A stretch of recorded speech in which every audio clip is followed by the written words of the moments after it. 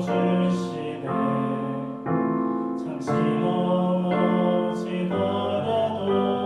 붙잡아 주시네. 나의 걸어가는 길을 통해 하시네. 혼자라 생각했던 삶을 함께 하셨네. 나를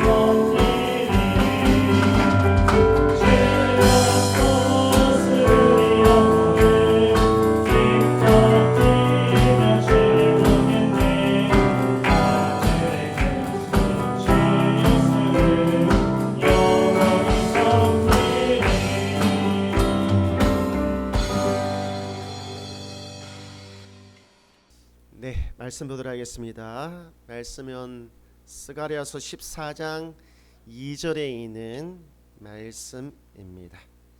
스가랴 14장 2절 우리 함께 읽도록 하겠습니다. 시작. 내가 이방 나라들을 모아 예루살렘과 싸우게 하리니 성읍이 함락되며 가옥이 약탈되며 부녀가 욕을 당하며 성읍 백성이 절반이나 사로잡혀 가려니와 남은 백성은 성읍에서 끊어지지 아니하리라. 아멘.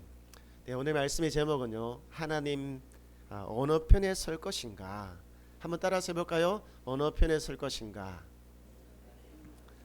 예, 우리가 살아가면서 우리는 많은 선택을 하게 됩니다. 때로는 그 선택이 우리 삶의 방향을 결정하기도 하지요. 오늘 본문인 스가랴서 14장에서는 1절에서 여호와의 날에 대해서 말씀하십니다. 이 여호와의 날은 우리가 말세, 종말, 마지막 때라고 하는 그 날을 말씀하고 있는 것입니다. 말세, 종말, 여호와의 날, 마지막 때, 이때는 예수님의 초림으로부터 시작되어져서 예수님의 재림 때까지 그 예수님이 다시 오심으로 완성이 되어지는 그 때를 말씀하고 있는 것입니다. 그렇기에 지금 이 시간이 우리에게는 마지막 때입니다. 지금 이 시간이 우리에게는 여호와의 날입니다. 그렇기 때문에 이 마지막 때에 우리가 하게 되는 선택, 이것은 굉장히 중요한 것이지요. 종말의 때에는 반드시 전쟁이 있습니다. 이 전쟁은 시간이 지날수록 더 많아지고 더 빈번해지고 더 강력해질 것입니다. 14장 2절에 있는 말씀에 보면 전쟁과 관계되어 있는 단어들이 참 많이 등장합니다. 여기 보니까 함락, 성읍이 함락됐다는 거예요. 정복됐다는 뜻이죠. 그리고 약탈되었다는 것입니다. 가옥이 약탈됐다는 거예요. 그리고 부녀가 욕을 당했다. 아주 창피스럽고 치욕적인 일을 당했다는 것입니다. 그리고 그 중에 절반은 사로잡혀 포로가 되었다라고 하는 단어들이 등장합니다. 이 전쟁은 마지막 때에 우리가 하게 되는 이 전쟁은 총과 칼에 의한 전쟁이 아니라 영적인 전쟁입니다. 영적인 전쟁 말이죠. 영적인 전쟁은 우리의 신앙과 세상 가치관 사이에서 끊임없는 갈등과 선택을 의미를 하는 것입니다. 돈과 성공, 쾌락과 같은 세상 유혹 앞에서 하나님 편에 설 것인가 아니면 세상 편에 설 것인가에 대한 갈등과 선택에 대한 전쟁을 의미하는 것입니다. 이 전쟁에서 하나님의 백성들도 어려움을 많이 당할 것입니다. 믿음과 신앙을 끝까지 지키려고 하면 할수록 함락이라고 하는 것이 뭡니까? 공격당한다는 것입니다. 끊임없이 우리 자신의 신앙에 대해서 도전장을 던질 것입니다. 그 신앙과 그 믿음이 정말 바른 것인가, 올바른 것인가, 그것이 올바른 구원의 길인가에 대한 질문들을 끊임없이 우리 자신에게 던지며 도전할 것입니다. 그리고 약탈할 것입니다. 이 약탈은 경제적인 손실을 의미를 하는 거예요. 우리가 믿음과 신앙을 지키면 지킬수록 어쩌면 우리는 경제적으로 손해를 당할 수도 있다는 것입니다. 그리고 욕을 당할 것입니다. 치욕적인 일을 당한다는 거예요. 어쩌면 우리가 믿음과 신앙을 지키는 것 때문에 우리는 더 높은 곳으로 올라가기보다 더 낮은 곳으로 떨어져야 할 수도 있습니다. 한적한 한직으로 떨어질 수도 있고 말이죠. 길이 막힐 수도 있습니다. 그리고 얼마는 사로잡히게 될 것입니다. 하나님 편이 아닌 세상 편에 서서 살아갈 수도 있다는 거예요. 여러분, 이것이 무엇을 의미하는 것입니까? 믿음을 포기하고 예수님을 떠날 수도 있다는 것입니다. 이 마지막 때에 이 영적 전쟁에서 하나님의 자녀들이 말이죠. 디모데전서 4장 1절에는 우리에게 분명하게 말씀하고 있습니다. 말세에 어떤 사람들이 어디에서요? 믿음에서 어떻게 된다고요? 떠나서 미혹의 영과 귀신의 가르침을 따르게 될 것이다 라고 말씀하고 있습니다. 믿음에서 떠난다는 것입니다. 이 떠난다라고 하는 것이 스스로 믿음을 버린다라고 하는 것이에요. 왜요? 너무나 강력한 공격을 받았어. 너무나 강력한 손실을 당해서, 너무나 큰 치욕을 당해서 우리의 믿음을 어쩌면 버릴 수도 있다라고 말씀하고 있습니다. 미혹해 하는 영이 무엇입니까? 거짓말하는 것입니다. 너 거기서 나와서 이쪽으로 오게 되면 더 잘 될 거야, 문제 없을 거야 라고 말이죠. 그래서 그 가르침을, 그 거짓말을 따라서 쫓아가는 거예요. 그런데 우리 성도님 기억하십시오. 이 미혹이라고 하는 이 단어는 방황하게 하다라고 하는 뜻입니다. 길을 잃고 헤매게 하다라고 하는 뜻이에요. 떠나면 잘 될 줄 알았지만 떠나면 있잖아요, 길을 잃고 인생의 방향을 잃어버리게 된다라고 하는 것입니다. 이 마지막 때에 하나님의 자녀들에게는 어쩌면 하나님보다 세상을 더 사랑하게 되는 일이 일어날 수도 있다는 거예요. 사도 요한은 우리들에게 말씀하십니다. 하나님의 자녀들에게 말씀하십니다. 세상을 사랑하지 말라. 그럼에도 불구하고 종말에는, 마지막 때에는 하나님보다 세상을 사랑하여서 부와 명예와 쾌락을 하나님보다 더 좋아하게 될 것이라고 말씀하고 있는 거예요. 상당수의 사람들은 세상적인 가치관에 굴복하게 될 것입니다. 세상의 포로가 될 것입니다. 마치 수많은 시험 앞에서 굴복하여서 그들의 포로가 되는 것이에요. 인생의 주인이 바뀌게 되는 것입니다. 순서가 바뀌게 되는 것입니다. 우선순위가 바뀌게 되는 것이죠. 주인과 손님의 이 주객이 바뀌는 일들이 이 마지막 때는 수없이 많이 일어나게 될 것입니다. 지난 수세기 동안 기독교는 복음을 전파하고 교회를 세우고 계속적으로 성장해 왔습니다. 한 지역에서 시작된 이 복음의 전파는 로마를 지나 전 세계로 뻗어나갔습니다. 그 과정에서 어떤 사람들이 말하기를 기독교는 천주교도 이겼다는 거예요. 우리 가톨릭이라고 말하는 천주교도 이겼고 기독교는 불교도 이겼다는 거예요. 불교도 그 세력의 그 힘이 불교를 이겼다는 것입니다. 심지어는 이슬람교도 이겼다고 말을 했습니다.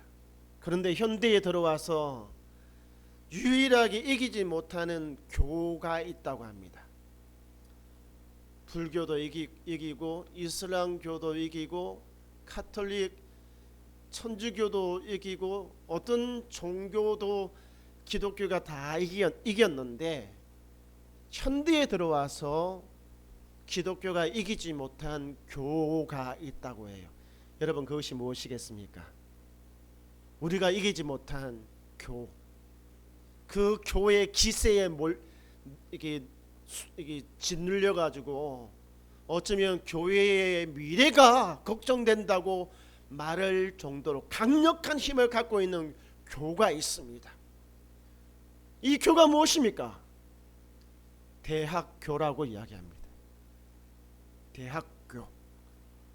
우리 아이들이 어디에 가 있습니까? 어디에 북적북적거리고 있습니까? 심지어 주말과 주일에도 어디에 가 있습니까? 시험 기간이 되면 믿음의 부모들이 아이들을 어디로 먼저 보냅니까? 대학 교회의 힘이 너무나 강력해가지고 있잖아요. 예배 드림이 먼저가 아니라 대학교 가고 난 후에 예배 드림이 된 거예요. 주객이 전도된 것입니다. 우선순위가 바뀐 거예요. 여러분 직장에서 성진하기 위한 경쟁 속에서 여러분은 어떻게 하고 있습니까? 물질적인 성공 앞에서 여러분은 하나님의 말씀이 먼저입니까? 내 믿음이 먼저입니까? 내 신앙이 먼저입니까?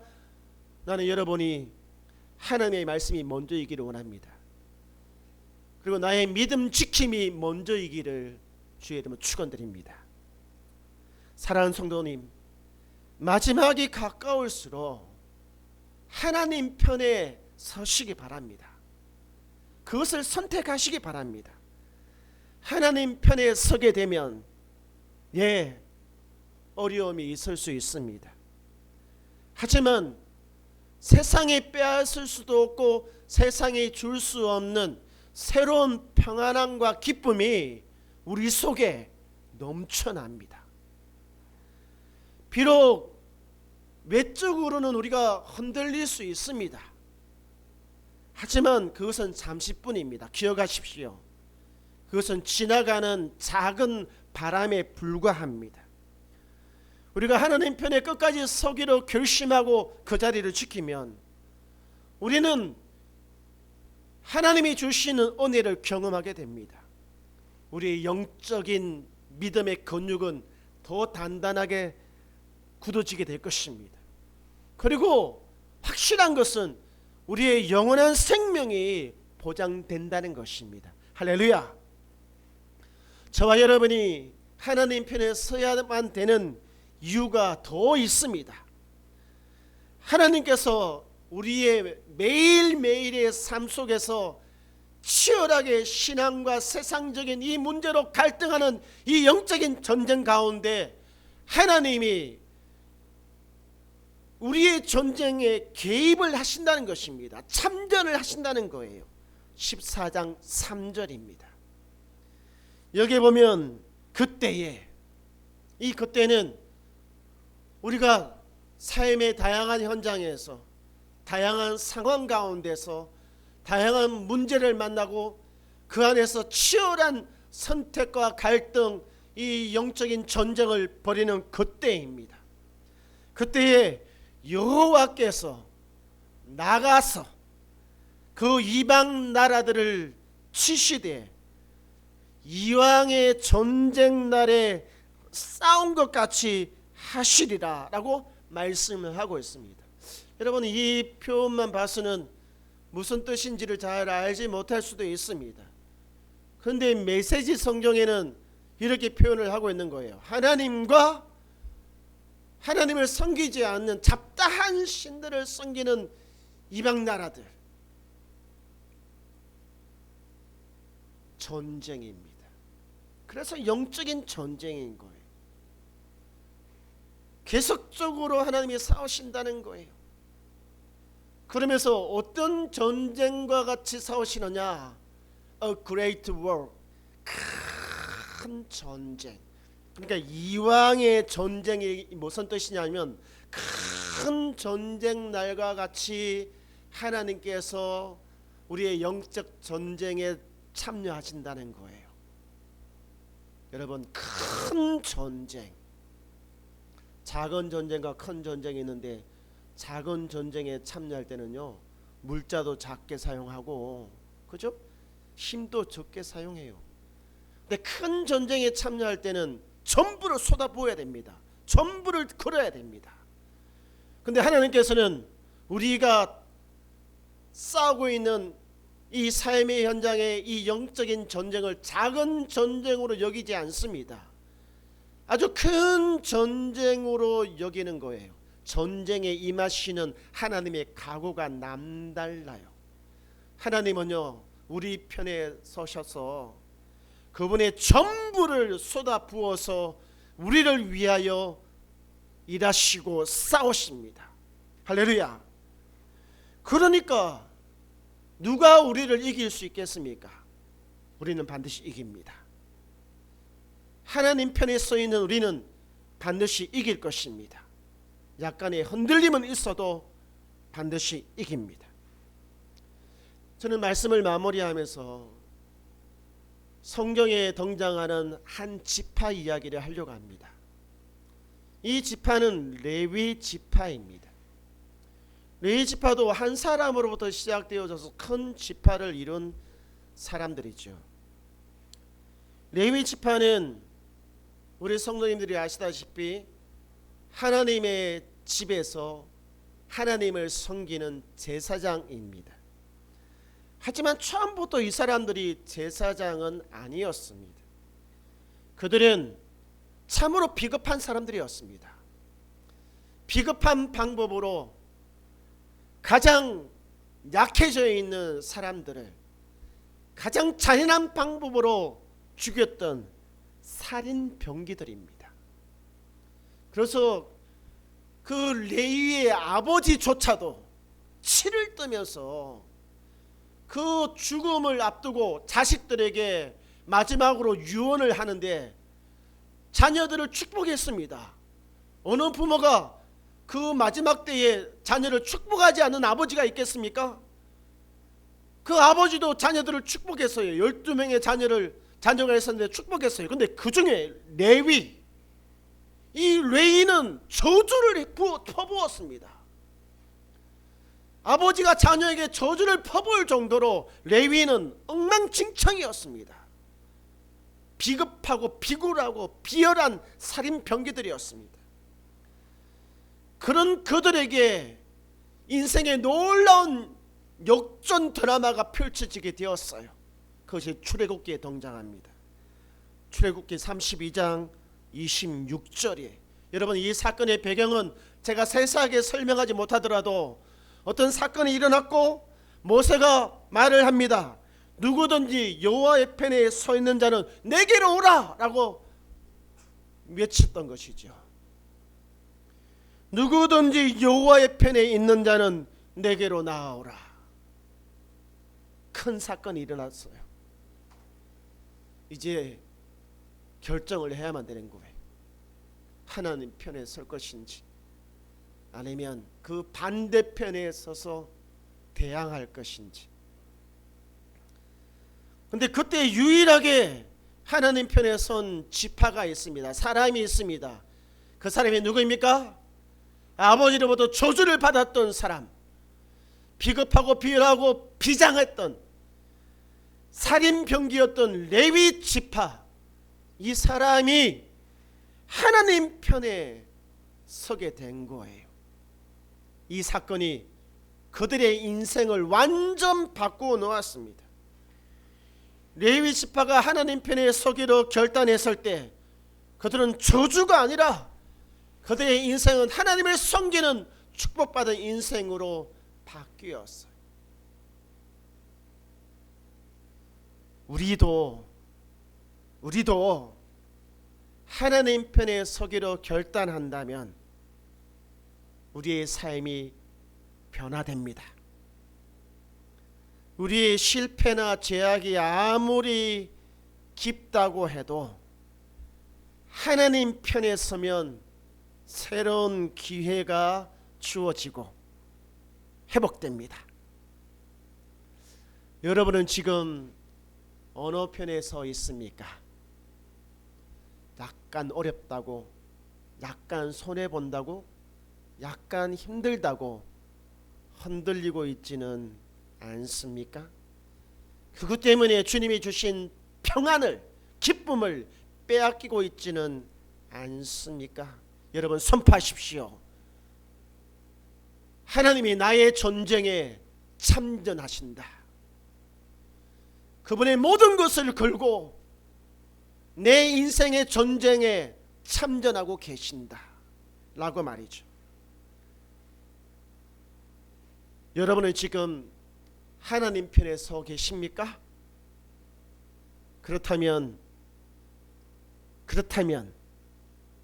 앞으로도 계속 흔들림 없이 변함없이 이 길을 뚜벅이처럼 한 발씩 한 발씩 걸어가게 되시는 저와 여러분이 되시기를 주의 이름으로 축원드립니다. 아멘. 우리 이 시간 함께 찬양하도록 하겠습니다. 449장입니다.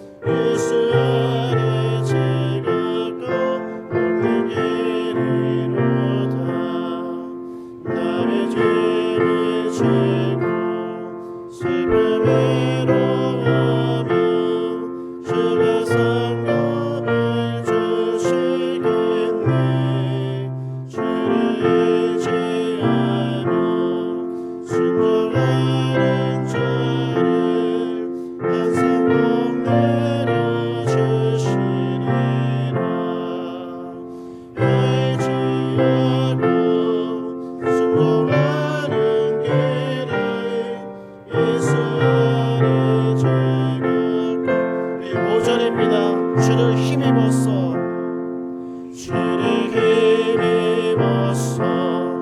말씀 잘 배우고 주를 모시고 살아가세. 주를 의지하며 항상 순종하며 주가 사랑해 주시리라. 의지하고 순종하는 길이 예수 안에 즐겁고 복된 길이로다.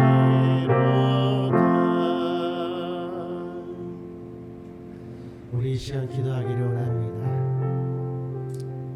여러분, 믿음 지키며 살아가기 많이 힘드시죠? 우리의 믿음을 지키는 것을 누가 인정해 주었습니까? 내 가족이 인정해 줍니까? 내 친구들이 인정해 줍니까?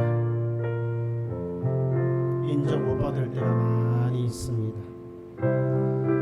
마음이 상하고